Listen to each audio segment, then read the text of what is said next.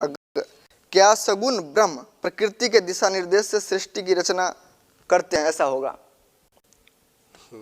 तो इसका उत्तर यही है, सगुण ब्रह्म प्रकृति के दिशा निर्देश से सृष्टि की रचना नहीं करते। वो तो उसके अधीन है, वो तो जड़ है।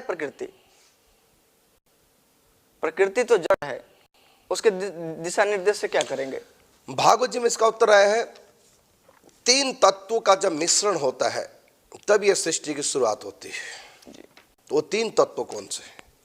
प्रकृति तत्व एक में ले लिया गया, यदि भी प्रकृति के अपने 27 कहीं 24 ऐसे लिखा है, लेकिन वो एक तत्व में लिया प्रकृति को, त्रिगुणात्मक प्रकृति।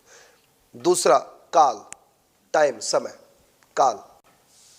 और तीसरा भगवत इच्छा, भगवत संकल्प, एकोहम बहुश्यामः, ये संकल्प। इसको अपनी भाषा में कहो तो इच्छा। किसकी इच्छा? परमात्मा।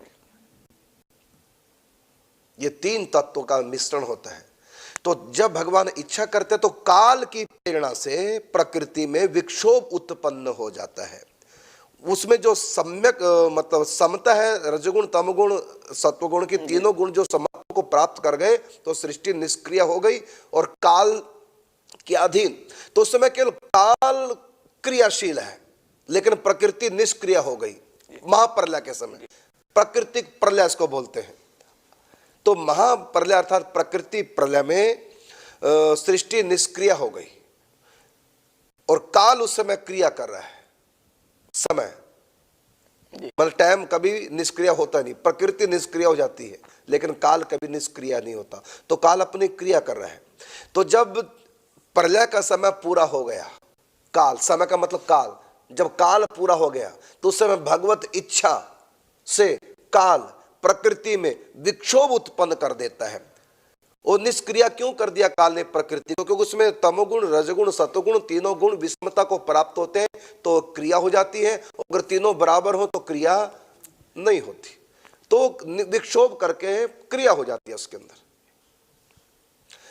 और जब क्रिया होती है तो ये सृष्टि अपना ये विस्तार को प्राप्त होती है।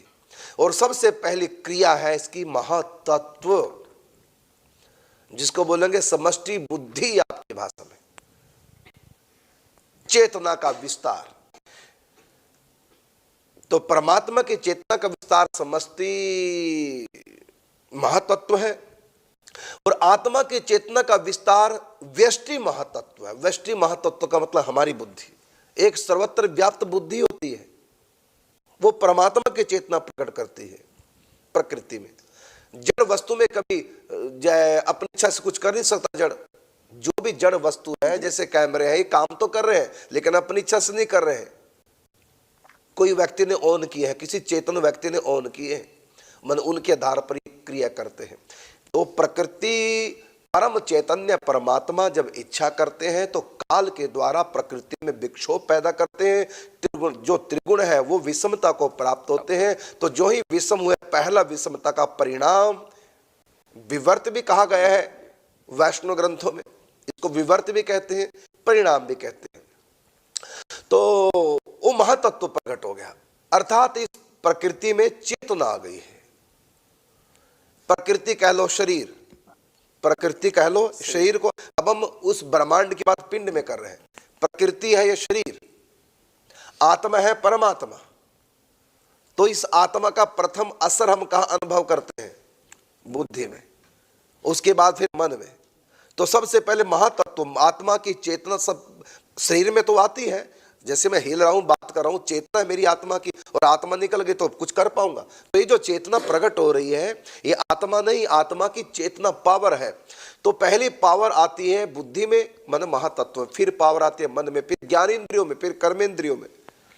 तो इसी प्रकार ये प्रकृति का विस्तार है। जैसे आत्मा का चेतना का विस्तार हो रहा है शरीर में, ऐसी परमात्मा का विस्तार होता है प्रकृति में। लेकिन परमात्मा नहीं, परमात्मा की चेतना, उसी से प्रकृति फिर नाना प्रकार के पहले सर्ग की संरचना होती है, सर्ग के बाद फिर विसर्ग की संरचना होती है। अब ये सर्ग क्या है, विसर्ग क्या है, आप हमारी भागवत कथा कहीं भी पढ़ लो, सुन लो, देख लो, उसमें पूरा विस्तार हमने दिया। सर्ग किसको कहते हैं, विसर्ग शास्त्रों में किसको कहा। पहले सर्ग की उत्पत्ति होती है, फिर बाद में विसर्ग की। सर्ग का मतलब सूक्ष्म बता दूं, तत्व, अनेक तत्व, फिर उन तत्वों को मिश्रण करके जो चीज बनती है उसको विसर्ग कहते हैं। जैसे बिल्डिंग, ये विसर्ग है, और जो सरिया, रेत, सीमेंट, बजरी, जल जिनके मिश्रण से बना तो उनको कहेंगे सर्ग। पहले सर्ग पैदा हुए, उसके बाद विसर्ग। तो सर्ग बने हैं बिना किसी हाथ पांव के, परमात्मा ही सर्ग बन के प्रकट हुए हैं। फिर ब्रह्मा जी ने उन सर्गों को लेकर के विसर्ग बनाया, मैंने सृष्टि बनाई। हाँ जी। तो जैसा कि प्रश्न था, क्या सगुण ब्रह्म प्रकृति के दिशा निर्देश से सृष्टि की रचना करते हैं? क्या तो क्या कहा? क्या सगुण ब्रह्म प्रकृति के दिशा निर्देश से सृष्टि की रचना करते हैं? हाँ, सगुण ब्रह्म ही करते, निर्गुण ब्रह्म नहीं। निर्गुण ब्रह्म आधार है सृष्टि का, लेकिन क्रिया का नहीं। क्रिया के आधार है इच्छा है सगुण की। लेकिन इसमें जो शब्द दिया प्रकृति के दिशा निर्देश से करते हैं, तो ऐसा नहीं है, बल्कि प्रकृति ही उनके दिशा निर्देश से चलती है। जैसा कि गीता जी में कहा है, मया अध्यक्षेण प्रकृति सूयते सचराचर। मेरी अध्यक्षता में ये प्रकृति सचराचर सूयते यानी विस्तार को प्राप्त होती है, अपना क्रिया करती है। तो ठाकुर जी के दिशा निर्देश में प्रकृति करते, न कि प्रकृति के दिशा निर्देश में ठाकुर जी।